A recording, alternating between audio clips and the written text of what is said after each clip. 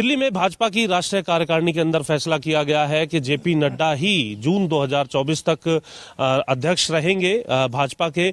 इसको लेकर के किस तरीके की प्रतिक्रियाएं हैं और किस प्रकार से ये फैसला किया गया है। हमारे साथ भाजपा के पूर्व प्रदेश अध्यक्ष है सुभाष बराला, साथ में सार्वजनिक उपक्रम ब्यूरो के चेयरमैन भी हैं। सर, एक फैसला किया गया है जेपी नड्डा को लेकर के कि उन्हें ही जून 2024 तक जो है राष्ट्रीय अध्यक्ष रखा जाएगा, किस तरीके से देखते हैं? देखिए, ये एक स्वागत योग्य फैसला है केंद्रीय नेतृत्व का, क्योंकि जिस प्रकार से नड्डा जी से पूर्व अमित शाह जी ने भारतीय जनता पार्टी को पूरे देश के अंदर बूथ और उसके बाद पन्ने तक लेकर के जाने का एक सफल प्रयास किया था, उस प्रयास को आदरणीय जेपी नड्डा जी ने बहुत कुशलता के साथ अपने सब नेतृत्व को साथ लेकर के, कार्यकर्ताओं को काम में लगा करके इस काम को आगे बढ़ाने का एक काम किया है। और मैं समझता हूं कि जिस प्रकार के परिणाम पूर्व में पूरे देश में अलग अलग राज्यों में जो चुनाव हुए उसमें देखने को मिले, और नड्डा जी का खुद का भी एक जो अनुभव है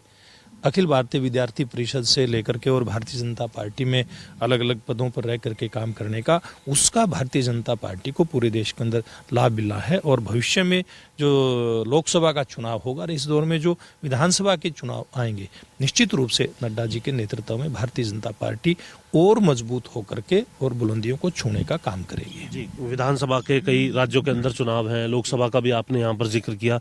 हरियाणा को भी ये कहा गया है कि बूथ स्तर तक जो है वो मजबूती की जाए, तमाम सांसदों को, तमाम विधायकों को और जो कार्यकारिणी के सदस्य हैं उनको भी ये मंत्र दिया जाएगा। अब किस तरीके से प्रक्रिया जो है हरियाणा प्रदेश की बात करें इस फैसले के बाद, इस बैठक के बाद रहने वाली? देखिए, निश्चित रूप से पूर्व में भी जो बूथ स्तर के ऊपर पार्टी को मजबूत करने की प्रक्रिया थी आदरणीय नड्डा जी के नेतृत्व में, उसके ऊपर काम शुरू हो गया है।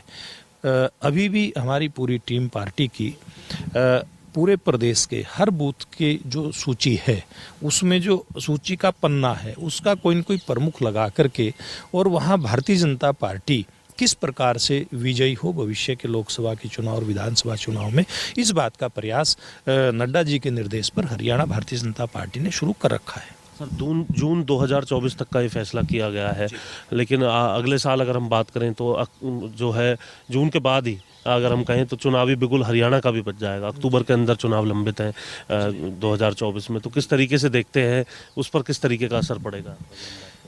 देखिए, निश्चित रूप से एक जो संगठनात्मक प्रक्रिया है भारतीय जनता पार्टी की वो लगातार चलती रहती है।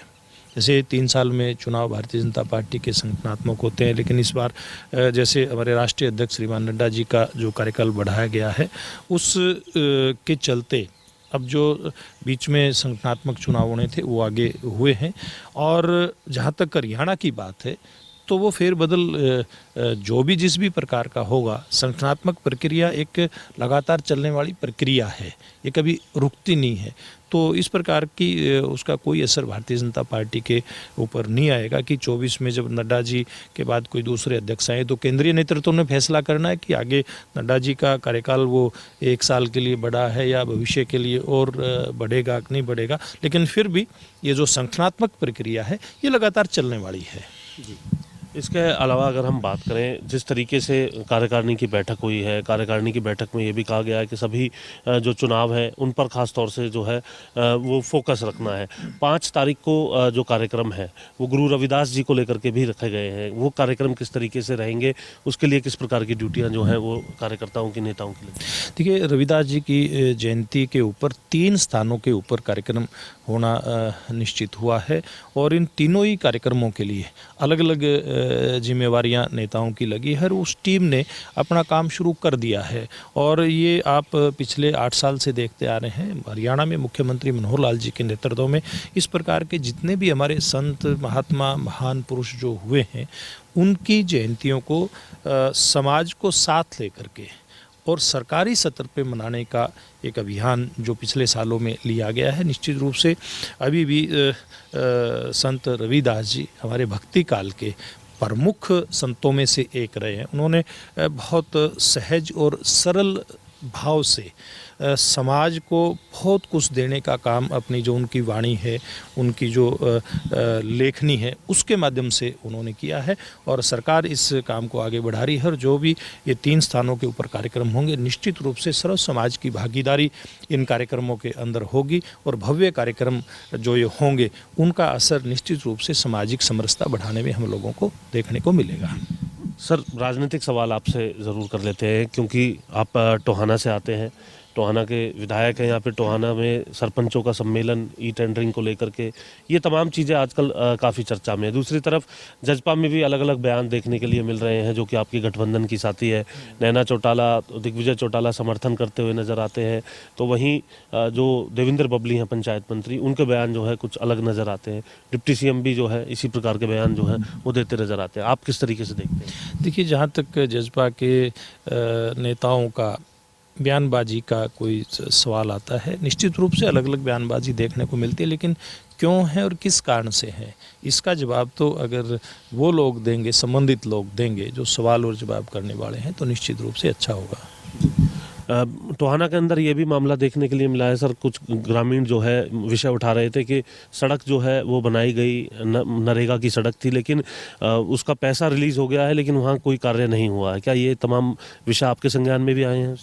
हाँ, सोशल मीडिया और प्रिंट मीडिया के माध्यम से ये बातें ध्यान में आई हैं कि इस प्रकार का कहीं कोई काम नहीं हुआ, उसकी पेमेंट हुई होगी।